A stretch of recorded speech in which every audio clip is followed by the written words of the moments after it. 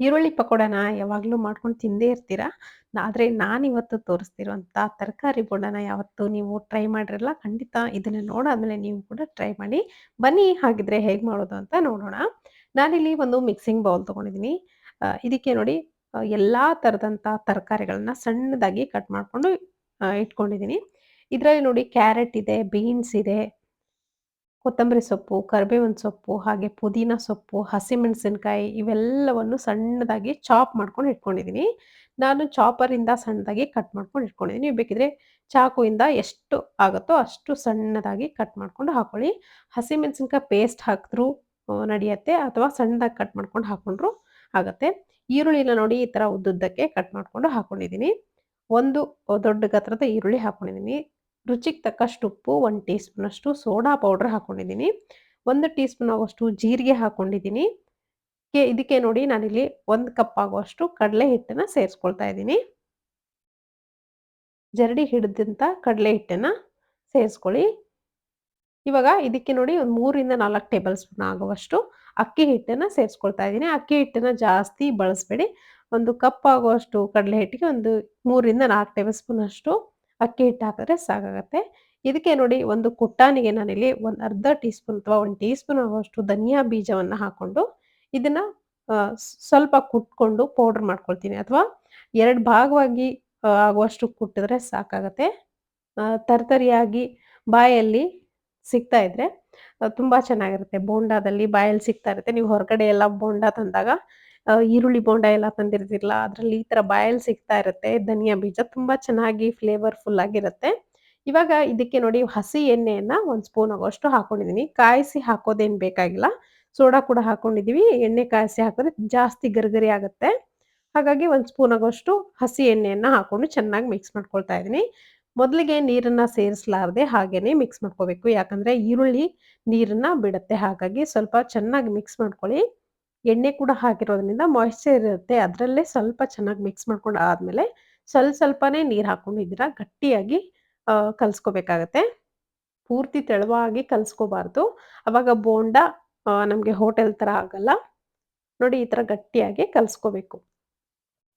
ನಿಮ್ಗೆ ಇನ್ನೂ ಸ್ವಲ್ಪ ಜಾಸ್ತಿ ಗಟ್ಟಿ ಅಂತ ಅನಿಸ್ತಂದ್ರೆ ಕೈಯಲ್ಲಿ ಒಂದು ಹನಿ ಮತ್ತೆ ಸ್ವಲ್ಪ ನೀರು ಹಾಕೊಂಡು ತೆಳು ಮಾಡ್ಕೋಬೇಕಾಗತ್ತೆ.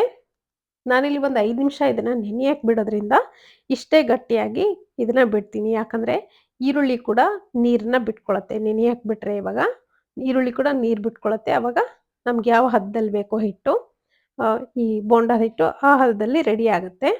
ಇವಾಗ ನೋಡಿ 5 ನಿಮಿಷ ಮುಚ್ಚಿ ಇಡ್ತೀನಿ. ಸೊ ನೋಡ್ತಿರ್ಬೋದು ನೀವು ಇವಾಗ ಯಾವ ಥರ ಈ ಥರ ಮಾಯಿಶ್ಚರ್ ಎಲ್ಲ ಬಿಟ್ಕೊಂಡಿದೆ ಅಂತ. ಕೈಗೆ ಸ್ವಲ್ಪ ನೀರು ಹಚ್ಕೊಂಡು ಒಂದು ಮೀಡಿಯಮ್ ಸೈಜ್‌ನಲ್ಲಿ ಉಂಡೆಗಳನ್ನ ಕಟ್ಕೊಳ್ಳಿ ಅಥವಾ ಬೋಂಡಗಳನ್ನ ಮಾಡ್ಕೊಳ್ಳಿ.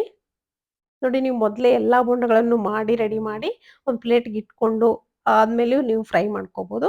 ಅಥವಾ ಒಂದೊಂದೇ ಈ ಥರ ಮಾಡ್ಕೊಂಡು ನೀವು ಎಣ್ಣೆನಲ್ಲೇ ಹಾಕ್ಕೊಳ್ತೀನಂದ್ರೂ ಕೂಡ ಆ, ಏನ್ ತೊಂದ್ರೆ ಇಲ್ಲ. ನೋಡಿ ಎಣ್ಣೆ ಕೂಡ ಕಾಯಕ್ಕಿಟ್ಟಿದೆ. ಎಣ್ಣೆ ಚೆನ್ನಾಗಿ ಕಾಯ್ದಿದೆ. ಒಂದೊಂದಾಗೆ ಬೋಂಡಗಳನ್ನ ಒಂದೇ ಸೈಜಲ್ಲಿ ಮಾಡ್ಕೊಂಡು ಹಾಕೊಳ್ತಾ ಇದ್ದೀನಿ ನಾನು. ತುಂಬಾ ಚೆನ್ನಾಗಿರುತ್ತೆ. ಗರಿಗರಿಯಾಗಿರುತ್ತೆ. ಟೇಸ್ಟು, ಫ್ಲೇವರು ಎಲ್ಲವೂ ಕೂಡ ಹೋಟೆಲ್ ರೀತಿಯಲ್ಲೇ ಬಂದಿರುತ್ತೆ. ಖಂಡಿತ ನೀವು ಕೂಡ ತರಕಾರಿ ಜಾಸ್ತಿ ಇದ್ರೆ ಅಥವಾ ತರಕಾರಿಗಳಿದ್ರೆ ಎಲ್ಲಾ ರೀತಿಯಾದಂಥ ತರಕಾರಿಗಳಿದ್ರೆ ಈ ಥರ ಬೋಂಡಾನ ಮಾಡಿ ನೋಡಿ. ಹೆಲ್ತಿ ಕೂಡ ತರಕಾರಿ ಕೂಡ ತಿಂದಂಗಾಗುತ್ತೆ. ಮಕ್ಳಿಗೂ ಕೂಡ ಇಷ್ಟ ಆಗುತ್ತೆ. ಖಂಡಿತವಾಗ್ಲೂ ಟೀ ಟೈಮ್ ಸ್ನ್ಯಾಕ್ಸ್‌ಗೆ ಅಂತ ಮಾಡ್ಕೊಳ್ಳಿ ಅಥವಾ ಮಾರ್ನಿಂಗ್ ಬ್ರೇಕ್‌ಫಾಸ್ಟ್ ಜೊತೆಗೆ ಸೈಡ್ ಡಿಶ್ ಆಗಿ ಮಾಡ್ಕೊಡಿ. ತುಂಬಾ ಇಷ್ಟಪಟ್ಟು ತಿಂತಾರೆ ಪ್ರತಿಯೊಬ್ರು. ಅಷ್ಟೇ ರುಚಿಯಾಗಿರುತ್ತೆ. ನೀವು 1, 2 ಗಂಟೆ ಇಟ್ಟು ತಿಂದ್ರೂ ಕೂಡ ತುಂಬಾ ಚೆನ್ನಾಗಿರುತ್ತೆ.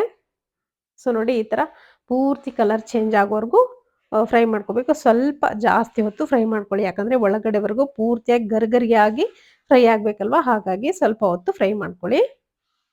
ತುಂಬಾ ಚೆನ್ನಾಗಿರುತ್ತೆ. ನೀವು ಯಾವತ್ತೂ ಟ್ರೈ ಮಾಡಿರಲ್ಲ ಹೋಟೆಲ್ ಸ್ಟೈಲಲ್ಲಿ ಬೋಂಡಾ. ಇವತ್ತು ಇದನ್ನ ನೋಡಾದ್ಮೇಲೆ ಖಂಡಿತವಾಗ್ಲೂ ನೀವು ಕೂಡ ಮನೇಲಿ ಟ್ರೈ ಮಾಡ್ಕೊಳ್ಳಿ.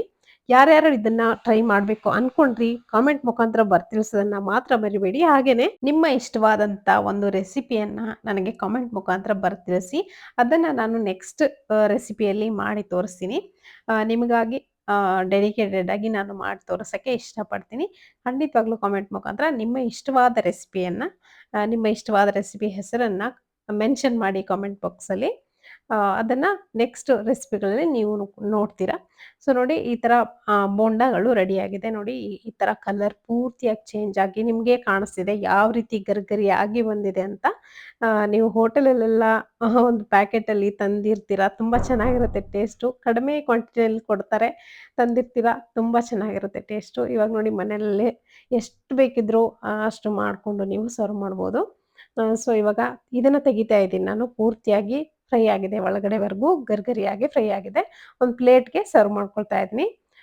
ಈವ್ನಿಂಗ್ ಟೀ ಜೊತೆಗೆ ಈ ತರ ಗರ್ಗರಿಯಾದಂಥ, ರುಚಿ ರುಚಿಯಾದಂಥ ತರಕಾರಿ ಬೋಂಡ ಇದ್ರೆ ಎಷ್ಟು ಚೆನ್ನಾಗಿರುತ್ತೆ ಅಲ್ವಾ? ಖಂಡಿತ ನೀವು ಕೂಡ ಟ್ರೈ ಮಾಡ್ತೀರಾ ಅಲ್ವಾ?